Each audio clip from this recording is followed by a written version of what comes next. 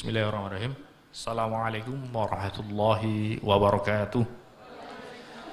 Innal hamdalillah nahmaduhu wa nasta'inuhu wa nastaghfiruh wa na'udzu billahi min shururi anfusina wa min sayyiati a'malina may yahdihillahu fala mudhillalah wa may yudhlilhu fala hadiyalah. Asyhadu an la ilaha illallah wahdahu la syarikalah wa asyhadu anna Muhammadan abduhu wa rasuluh la nabiyya ba'da amma ba'd. Yang saya hormati Profesor Dr. Bianto selaku Sekretaris Pimpinan Wilayah Muhammadiyah Jawa Timur, dan juga Bapak Dr. Andes Suwito MSI sebagai Ketua PDM Bojonegoro, dan juga Bapak Ustadz Zainuddin yang menjadi PPH dan PPH yang lainnya, dan tak lupa juga Bapak Ketua Stikes Muhammadiyah beserta pimpinan yang berbahagia pada kesempatan kali ini. Kita beri aplaus pada pimpinan Stikes Muhammadiyah. Tadi saya berseloroh tadi. Wah, kalau ini teman-teman yang di wisuda ini, kalau mau di wisudanya Universitas Muhammadiyah Bojonegoro harus nunggu 1 tahun lagi. Jadi seperti itu. Saya kira tidak perlu, tapi tetap alumninya masih tetap alumni. Kalau Stikes berarti nanti tetap Universitas Muhammadiyah Bojonegoro. Tidak perlu khawatir. Yang kami hormati para tamu undangan, baik itu di lingkungan Persyarikatan Muhammadiyah, tadi ada Dr. Tommy juga yang hadir pada kesempatan kita, dan amal usaha yang lainnya, dan juga tak lupa juga pimpinan daerah Aisyah Bojonegoro, Ibu Aisyah yang kami hormati, dan juga asosiasi profesi yang telah hadir dan memberikan memberikan ikrar profesi, dan juga dari Bapak dari Kemenak yang juga tadi menjadi biasanya untuk memberi sumpah terkait dengan profesi. Yang saya hormati dan yang saya banggakan kepada seluruh para wisudawan dan wisudawati yang berbahagia. Kita beri plus kepada para wisudawan dan wisudawati. Dan tak lupa juga saya kira yang sangat berbahagia pada hari ini adalah para orang tua wisudawan dan wisudawati kita. Kita beri plus pada Bapak Ibu sekalian. Tadi tentu ini menjadi kebahagiaan bagi keluarga dan juga menjadi awal yang baik untuk terus meningkatkan kualitas diri para wisudawan dan wisudawati. Bapak Ibu sekalian yang saya hormati dan yang saya banggakan, tadi saya undangannya sambutan, saya mewakili Ketua Majelis Diktilibang Pimpinan Pusat Muhammadiyah, dalam ini Profesor Dr. Bambang Setiaji. Tadi sudah memberikan ucapan juga di video. Sekilas pada kesempatan kali ini, Bapak Ibu sekalian, saya ingin menyampaikan sedikit sekali. Jadi nanti tidak semuanya slide-nya ya, kalau slide-nya selesai waktunya habis kita. Terima kasih, mohon maaf Pak Prof. Bianto, jadi ini tidak lama-lama. Jadi Bapak sekalian membangun optimisme untuk menyongsong generasi emas Indonesia 2045. Perlu yang diketahui Bapak sekalian yang saya hormati dan sebagainya, khususnya para wisudawan dan wisudawati. Jadi teman-teman sekalian, jadi perlu kita ketahui bahwa ini ada, saya mengutip ada buku yang cukup bagus sekali, kenapa Why Nation Fail, kenapa bangsa-bangsa itu runtuh. Salah satunya adalah ada seorang ilmuwan namanya Darin Acemoglu dan James Robinson mengatakan bahwasanya faktor penentu sebuah bangsa maju tidaknya itu salah satunya adalah faktor politik dan ekonomi. Tetapi faktor ekonomi dan politik itu tidak cukup, perlu untuk mempersiapkan orang-orang yang cakap di bidang itu. Maka kemudian institusi pendidikan menjadi sangat penting untuk menyuplai sumber daya manusia yang nantinya siap untuk mengisi institusi yang sangat penting. Apa itu institusi politik maupun institusi ekonomi. Lanjut Pak. Ini Bapak Ibu sekalian yang saya hormati dan yang saya banggakan. Jadi penentu kemajuan bangsa salah satunya mau tidak mau adalah politik mendasar, tapi kemudian juga ekonomi menjadi hal yang penting juga. Maka kemudian dalam kajian disebut dengan, ada yang menyebut bukan ekonomi dan politik, tapi political economy. Karena dua-duanya saling berkelindang. Tetapi itu tidak cukup tanpa kekuatan institusi pendidikan yang akan menyuplai sumber daya manusia. Kalau tadi Bu Sekda telah menyampaikan bahwasanya tahapan yang kedua adalah mempersiapkan SDM-nya setelah infrastruktur, itu menjadi hal yang perlu dilakukan oleh setiap pengambil kebijakan. Lanjut. Ini Bapak Ibu sekalian yang saya hormati dan yang saya banggakan, kualitas manusia sebagai penentu. Jadi human resource atau sumber daya manusia menjadi hal yang utama. Sering mungkin kita diberi contoh bahwasanya seperti negara yang kecil, ya, seperti Singapura. Jadi kemarin saya di Instagram melihat ada semacam video ya yang singkat itu. Jadi ketika Lee Kuan Yew jadi founding father, jadi bapak pendiri bangsa Singapura, jadi ketika pisah dari Malaysia tahun 1965, negara kecil, dia kemudian berpidato, jadi tahun 65 itu, benar bahwa kita kecil secara geografi, kecil secara wilayah, tetapi kita mempunyai kualitas, the quality of man. Nah, jadi dia mengatakan bahwa Singapura ini dulu tanah yang penuh lumpur, sekarang menjadi kota besar dan besok akan menjadi metropolitan. Itu diucapkan tahun 1965. Dan sekarang kita tahu, dan mungkin adik-adik sekalian sudah tahu bagaimana Singapura sekarang. One the most powerful nation. Meskipun kecil, tetapi kalau viral itu pasportnya yang paling powerful, yang paling bisa diterima di seluruh belahan dunia. Itu Singapura. The quality of man, meskipun kecil, tentangnya berbeda. Dekat dengan Singapura ada Batam. Di daerah Batam kemarin lagi rame-rame, mungkin Bapak sekalian mengikuti, yaitu Rempang. Itu bedanya antara Rempang dan Singapura. Karena apa? The quality of man-nya. Jadi kualitas orang-orangnya. Dan saat itu dalam bahasa Inggrisnya self-fulfilling prophecy. Jadi ramalan yang terbukti yang disampaikan oleh Lee Kuan Yew. Bagaimana kemudian SDM meskipun wilayahnya kecil, orangnya tidak banyak, tetapi dengan kualitas orang yang berkualitas mampu menjadikan Singapura menjadi negara yang disegani di dunia persilatan. Bahasanya seperti itu kalau anak muda. Melalui pendidikan kita dapat menanamkan sikap yang tepat, memberikan bekal kompetensi yang diperlukan kepada manusia-manusia menjalankan fungsi institusi-institusi yang menentukan kemajuan bangsa. Jadi termasuk Republik Indonesia itu yang mendirikan ya para intelektual pada masanya. Soekarno, Hatta, Syahrir, kan itu. Termasuk dari Muhammadiyah ada namanya Kasman Singodimedjo, Ki Bagus Hadikusumo, kan itu. Itu contoh-contohnya yang mungkin teman-teman sekalian sudah pernah baca. Lanjut, Ilham. Dalam pendidikan ada dua sasaran. Pertama, yaitu membentuk kompetensi atau sikap, itu yang tadi disebut oleh Bu Sekda, yang disebut sebagai soft skill. Dan yang kedua adalah mendidik sikap dan kompetensi khusus. Kalau ini di bidang kesehatan, maka ada kompetensi khusus. Ada kompetensi yang soft skill, itu berarti tadi nilai, norma, karakter yang dimiliki itu menjadi bahasa Arabnya sibghoh. Jadi mahasiswa-mahasiswi atau wisudawan dan wisudawati yang kuliah di perguruan tinggi Muhammadiyah tentu mempunyai celupan atau sibghoh yang berbeda dengan kampus yang lainnya.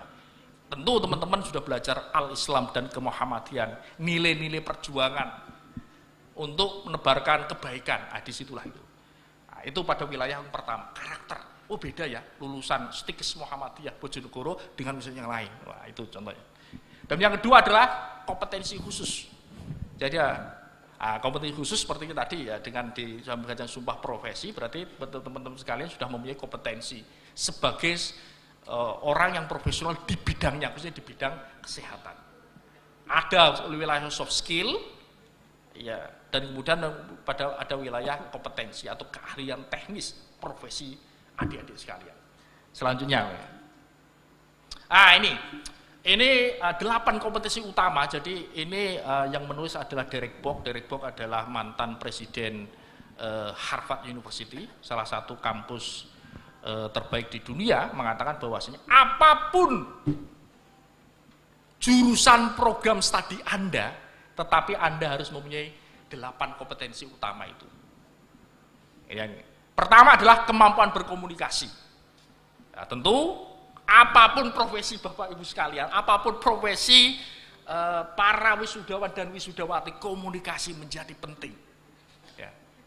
Orang teknik harus bisa berkomunikasi, karena ini komunikasi dalam 2 hal, oral communication, komunikasi lisan, dan written communication. Ya, kalau teman-teman sekalian, contoh mau melamar pekerjaan kan tentu juga harus menulis dan sebagainya, kan itu kan. menulis email, membuat bahasa yang ini kan bagian dari ini. Itu. Oral communication, komunikasi ya tadi yang dicontohkan oleh perwakilan dari mahasiswa tadi, itu punya kemampuan apa yang disebut dengan oral communication, public speaking. Nah, jadi mahasiswa sering saya ngomong sama mahasiswa saya, jangan kalah sama sales. Sales saja mampu meyakinkan orang lain, apalagi teman-teman adalah mahasiswa yang sudah dididik selama ini. Jadi sebenarnya para mahasiswa ketika para dosen itu meminta mahasiswa untuk menulis makalah, mempresentasikan, itu sebenarnya secara tidak langsung ada tujuan, hidden kurikulum tersembunyi. Pertama, ketika menulis, dia mempunyai kemampuan written communication. Ketika menyampaikan, itu berarti oral communication. Jadi jadi bukan tanpa tujuan, tapi ada tujuan. Tapi biasanya mahasiswa belum memahami itu. Disitulah kemudian melatih kepercayaan diri. Ya, sering saya katakan, kalau teman-teman tidak percaya diri, bagaimana orang lain percaya terhadap diri Anda? Kan guyonannya gitu kan. Sama diri sendiri aja nggak percaya, apalagi orang lain percaya terhadap diri Anda. Ini menjadi penting ini. Terus kemudian kemampuan berpikir jernih, ya itu orang akademik dilatih untuk berpikir secara saintifik. Kemampuan mempertimbangkan segi moral permasalahan, teman-teman dihadapkan ini baik dan buruk, ini benar atau salah, yang belajar itu. Di agama tentu Al-Islam Muhammadiyah membekali itu. Nah, terus kemudian kemampuan hidup dalam masyarakat yang mengglobal. Ini teman-teman sekarang bukan hanya orang Bojonegoro saja, tetapi orang Jawa Timur, orang Indonesia, dan global citizen, warga dunia, tidak dibatasi orang dan waktu. Nah, ini menjadi penting. Jadi meskipun di Bojonegoro, tetapi harus mempunyai cakrawala yang luas. Nah, itu. Nah, dengan YouTube sekarang orang dari luar sana bisa tahu Anda kan, dengan sosial media dan sebagainya. Nah, itu contoh sederhana. Kemampuan untuk mengerti dan toleran terhadap pandangan yang berbeda. Nah, ketika datang di Stikis Muhammadiyah Bojonegoro, Anda mempunyai latar belakang yang berbeda-beda. Kan, mempunyai orientasi paham agama yang berbeda, kebiasaan yang berbeda, orientasi politik yang berbeda. Tetapi kita dihadapkan bahwa kita harus berinteraksi dengan banyak orang yang berbeda. Kemampuan kita untuk istilahnya apa ya, saling menghormati satu dengan yang lain. Nah, ini menjadi penting. Jadi semakin kita terdidik, seharusnya semakin kita wise, semakin bijaksana. Ini mudah diucapkan tapi susah untuk dilakukan. Ya, meskipun saya pun juga sama, tetapi kita harus terus belajar melakukan hal ini seperti itu. Kemampuan untuk ini tadi urutannya salah ya. Kemampuan untuk menjadi warga negara yang efektif ini. Sama, teman-teman sekalian ini adalah menjadi warga negara. Jadi Anda menjadi mahasiswa, sering saya katakan kalau ini kan generasi Z atau generasi Z ya. Nah, itu kalau teman-teman nonton Spider-Man itu kan itu. Kalau kekuatan Anda bertambah, maka tanggung jawab Anda juga bertambah. Itu. Semakin Anda pintar, semakin Anda terdidik, maka you have more responsibility. Itu. Jadi orang terdidik itu mempunyai tanggung jawab yang bertambah pula. Itu yang punya, baik secara agama maupun secara etika. Itu jadi ini menjadi yang. Terus kemudian memiliki minat intelektual luas mengenai hidup. Apa profesi Anda apa? Oke. Tetapi Anda terus bekerja, terus belajar. Tadi dikatakan oleh yang yang tadi mewakili mahasiswa, terus belajar. Ya, apalagi dalam tradisi Islam. Utlubul ilma minal mahdi ilal lahdi. Menuntut ilmu dari buayan hingga liang lahat. Jadi menjadi spirit kita. Jadi kalau tadi, mohon maaf, tadi ada yang mungkin di antara yang lain paling senior, itu tidak apa-apa. Itu justru ibu mengikuti mengikuti spirit Islam tadi. Jadi menuntut ilmu dari buayan hingga liang lahat. Jadi never ending study, tidak ada kata yang sama halnya yang sekarang baru wisuda, ya para wisuda jangan puas, terus belajar. Baik itu pendidikan kan macam-macam, pendidikan formal, informal, kan itu kan. Terus mengembangkan diri Anda. Jadi bahkan kemudian di beberapa negara diperkenalkan apa yang disebut dengan long life education. pendidikan sepanjang hayat. Yang sebenarnya tadi sama dengan utlubul ilma minal mahdi ilal lahdi, yang kemudian juga di Singapura sekarang itu juga di pemerintah justru kemudian membuka kebijakan, jadi yang para senior citizen atau warga negara yang senior itu disuruh lagi untuk mengembangkan diri mereka. Artinya apa? Itu sebenarnya ya orang Singapura juga mengikuti spirit Islam tadi itu sebenarnya menurut saya. Itu yang kemudian harus kita pahami bersama-sama. Jadi kalau para orang tua tidak perlu malu untuk belajar dari para ya dengan anak mereka, kan itu ya. Jadi nggak perlu khawatir, baik itu dalam perkembangan dalam konteks itu bagian dari saling belajar bersama, guru murid guru. Jadi bareng-bareng. Itu spirit yang itu sebenarnya juga yang diajarkan oleh Kiai Dahlan. Dan kemudian memiliki kesiapan kerja atau career and vocational development. Dan ini tentunya ini juga karena Stikes mempunyai spesifikasi dalam konteks kesehatan, ada yang nurse atau kemudian rekam medis atau kemudian administrasi bidang rumah sakit, itu bagian dari vokasi yang harus dimiliki oleh teman-teman mahasiswa. Ini kompetensi yang harus dimiliki oleh siapapun yang ada menjadi mahasiswa. Salah satunya adalah komunikasi, ini menjadi penting. Lanjut. Nah, ini lanjut Mas, lanjut. Ini peta perkembangan pendidikan Indonesia ya. Nah, ini peta di Indonesia yang sudah antara dunia. Ini daya saing Indonesia, mohon maaf sebenarnya kita masih ini peta Universitas Yusufia, lanjut. Ini sebentar. Ini peta kampus terbaik di Asia Tenggara. Jadi kita sebenarnya bangsa Indonesia masih terus fastabiqul khairat dengan perguruan tinggi yang ada di yang lainnya. Yang kayak saya katakan tadi, Singapura meskipun kecil, tetapi kampusnya menjadi kampus the best university in Southeast Asia. Ya karena tadi, itu yang dilakukan oleh Silicon U. Kita kecil, nanti bisa dicari di googling itu, pidatonya Silicon U tahun 65. Kita kecil tidak apa-apa, tapi jangan remehkan kita. Kualitas orang kita sangat luar biasa. Nah, itu yang sering ya kan. Nah, ini kampus terbaik di Indonesia, Bapak sekalian.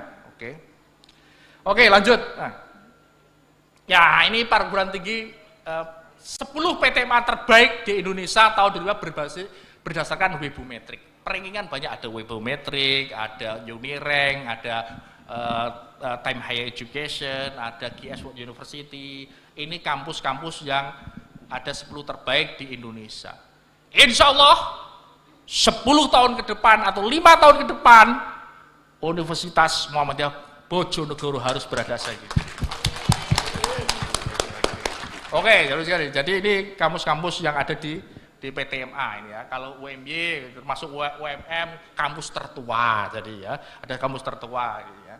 Tapi insya Allah Universitas Muhammadiyah Sidoarjo termasuk yang muda, tapi kemudian masuk menjadi 10 terbaik. Saya kira Bojonegoro, kalau Sidoarjo bisa, kenapa tidak Bojonegoro? Bojonegoro bisa, saya yakin bisa. If there is will, there is way. Di mana ada keinginan, di sana ada jalan. Oke, lanjut. Lanjut lagi Mas. Lanjut. Ini yang ini. Ini pesan dari Majelis Dikti. Bapak Ibu sekalian yang saya hormati dan saya sampaikan, khususnya Bapak pimpinan wilayah Muhammadiyah, PDM, dan kemudian juga pimpinan Stikes yang akan nanti menjadi Universitas Muhammadiyah Bojonegoro. Ini program ad hoc Majelis Dikti Libang, yaitu PTMA dalam genggaman pembuatan aplikasi Android. Ini juga kaitannya adalah agar perguruan tinggi Muhammadiyah Aisyah itu beradaptasi dengan eranya tadi digital, istilah digital disruption. Maka suka tidak suka perguruan tinggi harus melakukan digitalisasi. Saya kira ini menjadi tidak ada negosiasi. Kalau ingin beradaptasi, kalau tidak beradaptasi dengan kemajuan teknologi, maka kita akan hilang, akan tertinggal. Maksud saya apalagi generasi Z yang sudah sangat familiar dengan dunia digital, sosial media dan sebagainya. Saya kira Stikes Muhammadiyah Bojonegoro dan Universitas Muhammadiyah Bojonegoro perlu mempunyai tadi kemampuan untuk tadi istilahnya dalam konteks tadi pembuatan aplikasi, istilahnya apa ya, ini digitalisasi lah maksudnya. Terus kemudian program 5.000 doktor, ya ini menjadi penting meskipun Stikes Muhammadiyah atau Bojonegoro masih dalam rangka proses tadi ya, development, tapi ke depan tentu perlu investasi SDM kan, untuk mempersiapkan dirinya. Terus kemudian program publikasi, ya ini bukan rahasia lagi, Kalau tadi kan ada mahasiswa yang sudah melakukan publikasi, itu luar biasa sekali. Padahal itu adalah tugas utama adalah para dosen dan para pengajar. Tentu itu menjadi hal yang baik untuk berkolaborasi. Terus kemudian penguatan AIK, integrasi Al-Islam dan Iptek. Jadi Al-Islam ke Muhammadiyah diintegrasi dengan ilmu pengetahuan dan teknologi. Tujuannya bukan apa? Tujuannya bahwa agar Islam solih likuli zaman walikuli makan dan menjadi tadi karakter yang pembeda di antara perguruan tinggi Muhammadiyah dengan perguruan tinggi yang lainnya. Dan kemudian program penyihatan PTMA ini kolaborasi. Jadi sebenarnya merger adalah bagian dari tadi apa? Bagian dari tadi apa? Proses tadi apa? Miliknya public university belum ada. Jadi Muhammadiyah sudah di perlis, jadi perbatasan Malaysia dan Thailand. Jadi seperti itu. Lanjut. Ya, ini Bapak Ibu sekalian, ini pesan dari Ketua Umum Pimpinan Pusat Muhammadiyah. Nah, ini juga PTMA diharapkan mampu menghasilkan kader pemimpin Muhammadiyah. Jadi selain tugas mendidik mahasiswa, tapi juga sebagai lahan untuk tadi mempersiapkan SDM yang unggul dan internal mempersiapkan ya pemimpin-pemimpin, baik itu yang aktif di persyarikatan maupun juga di institusi publik yang lainnya. Nah, ini ya. Nilai-nilai teologi Islam harus menjadi dasar dalam menggerakkan pendidikan dan inovasi dalam PTMA di perguruan tinggi, termasuk saya kira Universitas Muhammadiyah Bojonegoro nantinya. Teologi Islam ini juga harus disupport dengan mengimplementasikan Al-Islam yang terdapat di dalamnya ada spirit Al-Ma'un dan Wal Asri. Jadi Al-Ma'un ini spirit keberpihakan kepada kaum mustadafin, sedangkan Wal Asri adalah spirit agar kita tadi menghargai waktu, bentuk dari tadi kemajuan zaman. Jadi seperti itu. Bagi lulusan tentu ini menjadi hal penting, kedisiplinan, tadi ya profesionalitas, dan kemudian adalah kemampuan juga empati menjadi hal yang penting. Itu bagian dari soft skill atau karakter yang sebenarnya adalah karakter dari tadi Al-Islam dan Kemuhammadian yang sering para mahasiswa sudah menginternalisasi dengan mata kuliah Al-Islam dan Kemuhammadian. Lanjut. Nah ini, jadi ini potensi juga khususnya bagi pimpinan Stikes Muhammadiyah dan nantinya Universitas Muhammadiyah Bojonegoro. Jadi ini peta jumlah mahasiswa Indonesia dari 2012 hingga 2022 itu sebenarnya mengalami kenaikan. Jadi ada fenomena jumlah penduduk yang naik, tapi di sisi lain juga ada menjadi potensi bagi perguruan tinggi Muhammadiyah khususnya di Bojonegoro untuk mengembangkan diri. Tentu harus mengemas demikian rupa, menawarkan keunggulan yang berbeda dengan yang lainnya, mengkomunikasikan dengan baik kepada publik Bojonegoro dan sekitarnya. Nah, itu. Jadi ada datanya sebenarnya perkembangannya, tetapi sejauh mana kemudian menjadi peluang bagi secara kelembagaan. Selanjutnya, akhirnya sekali lagi selamat kepada para wisudawan dan wisudawati Stikes Muhammadiyah Bojonegoro. Semoga ilmunya bermanfaat bukan hanya di dunia maupun di akhirat, membanggakan orang tua dan tentunya juga bisa berkontribusi bagi diri sendiri, keluarga, masyarakat dan bangsa Indonesia. Jadi membantu diri sendiri itu sama dengan membantu orang lain. Nah, itu menjadi penting itu. Termasuk juga istilahnya masyarakat pada umumnya.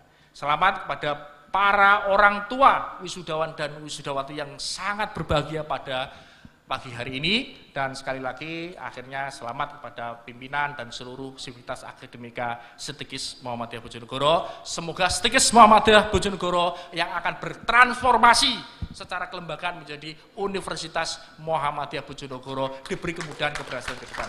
Kurang lebihnya mohon maaf. Sumussalam, wassalamualaikum warahmatullahi wabarakatuh.